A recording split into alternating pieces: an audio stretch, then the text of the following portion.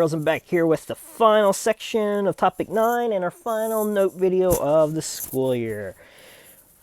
And that is Section 5, Reform under Johnson. So we'll finish up the 1960s here from the domestic side. Unfortunately, with the pandemic and the school shutdown, we're not going to get as far as I would have liked. Had we still been in school, we would have definitely at least got through Vietnam. So we would have covered what was going on with the United States and the world in the 1960s.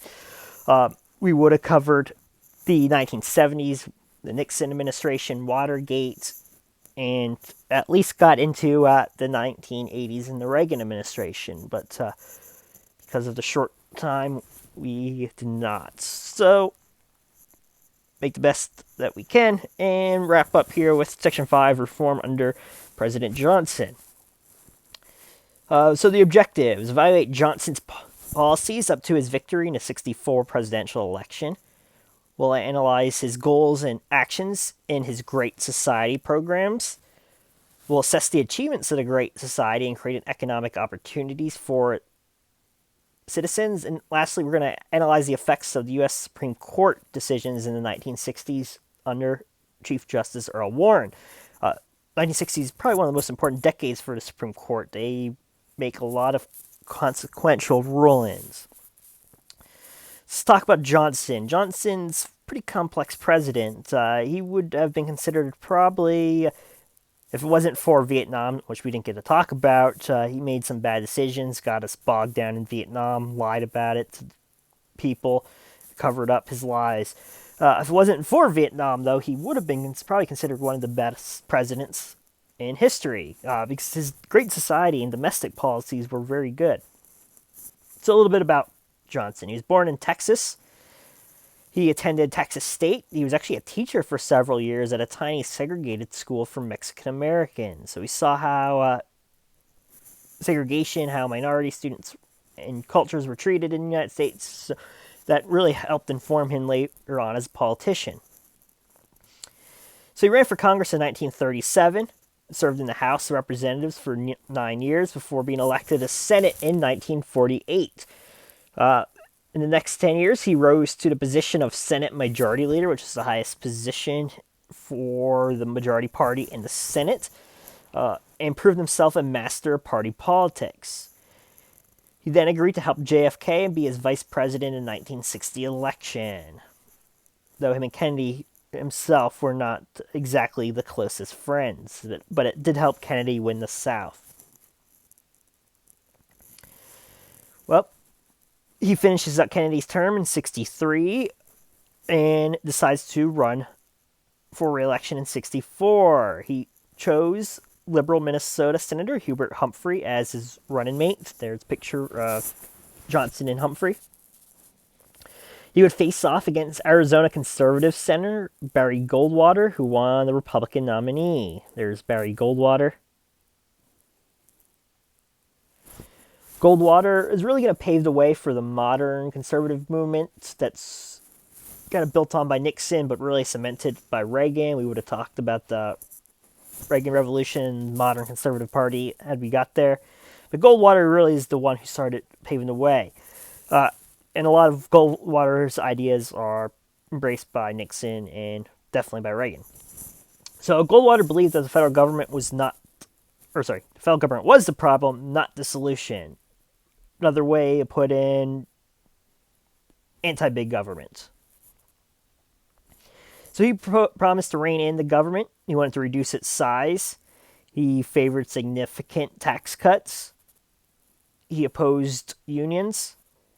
He opposed social welfare legislation.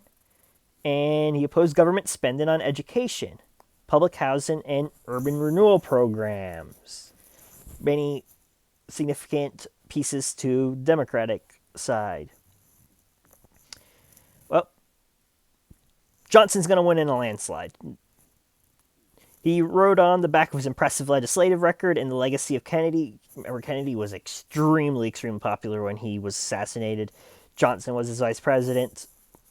Between those two things, it wasn't even a close election.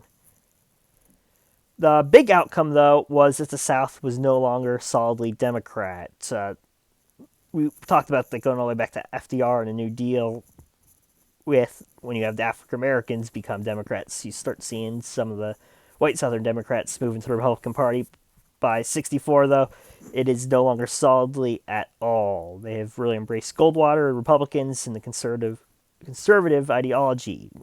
Well, they were always kind of conservative in their ideology. Before that, as Democrats really pre-FDR, or pre-Wilson and FDR were more of the conservative party, and Republicans were actually more of the liberal party. So ideology-wise, they kind of flip in the mid-20th century. Democrats become liberal, Republicans become more conservative. There you can see the 64 election map, not even close. Goldwater won some southern states as South becomes more conservative and Republican. As I said, though Goldwater was crushed, he paved the way for the modern conservative movement, cemented with the elections of Richard Nixon and Ronald Reagan. Video I'll post the class page on the 64 election. So let's talk about Johnson's domestic policies. So, he's going to declare a war on poverty. He's going to be able to maneuver a massive middle-class tax cut through Congress. He's going to convince Congress to pass a $1 billion to fight the war on poverty, and at that time, that was an extreme amount of money. He's going to pass the Economic Opportunity Act. He's going to pass VISTA, or Volunteers in Service to America. Going to get work-study loans and grant and support college students. He's going to get small business loans, and lastly, he's going to get Head Start passed. Head Start, obviously, program pre-kindergarten to help families watch and educate young children. Healthcare-wise, two significant pieces of legislation are going to pass under Johnson. He's going to champion Medicare and Medicaid. Medicare provided health insurance for Americans 65 and older, and this was funded by a new tax on workers' earnings. And Medicaid provided basic medical services to poor and disabled Americans. Both really important programs, both extremely expensive and costly today. He was quoted as saying, "No longer will older Americans be not denied the healing miracle of modern medicine." Education-wise, he helped get the 1965 Elementary and Secondary Education Act designed to aid schools in poor communities passed. This provided federal funds to improve school libraries, learning centers, language laboratories, and school services. It dramatically increased funding for Indian, inner-city, and Mexican-American schools. They were the schools that were really struggling and needed aid. And as Johnson was quoted as saying, education is the only passport from poverty. So if you don't want to keep these minority groups in a cycle of poverty, you need to provide good education to their children to break that cycle. He's absolutely right. When it comes to environmental and consumer protections, several of the best-selling books raised American wellness during the 1960s about environmental and consumer problems. You had the National Traffic and Motor Vehicle Safety Act. There was a famous book that talked about how driving was so unsafe, cars and vehicles were so unsafe, and it's true, a lot of more Americans were dying in automobile accidents in the 1960s than anything else, and you look at the numbers from the 1960s till today, greatly decreased. Obviously, cars are much more safer today. Another famous book was about the pollution of our water. So Johnson administration passed the Water Quality Act and the Clean Water Restoration Act, as well as the Air Quality Act. And as the names imply, it was to protect the quality of our water and air from pollution. The Clean Water Restoration Act was to restore water that has been polluted. So we did a lot for environmental and consumer protection. Those are the two famous books I was talking about. Silent Spring by Rachel Carson was about the pollution of our water. And Ralph Nader's Unsafe at Any Speed was the famous book about the dangers of automobile accidents. All right, immigration. Congress passed the Immigration Nationality Act of 1965, championed by Johnson administration, that altered our quota system, making immigration much easier. We talked about the quotas of the 1920s, and then obviously pause on immigration during World War II in the 40s. So Johnson wanted to make immigration easier, and you can see by decade, ending at 2013, where most of the immigrants are coming from. 1960s, most of it was from Europe. After his Immigration Nationality Act, you start seeing many more from Asia and South America. These are immigration quotas. Previously made it difficult for Asian and South American immigrants, and mainly was opening the doors only to European immigrants. So, a million immigrants come during the 1960s and 70s. All right, that's a wrap with Johnson. I just want to wrap up here with impact of the Warren Court and go through some very important Supreme Court rulings. Starting with 1962, Baker v. Carr.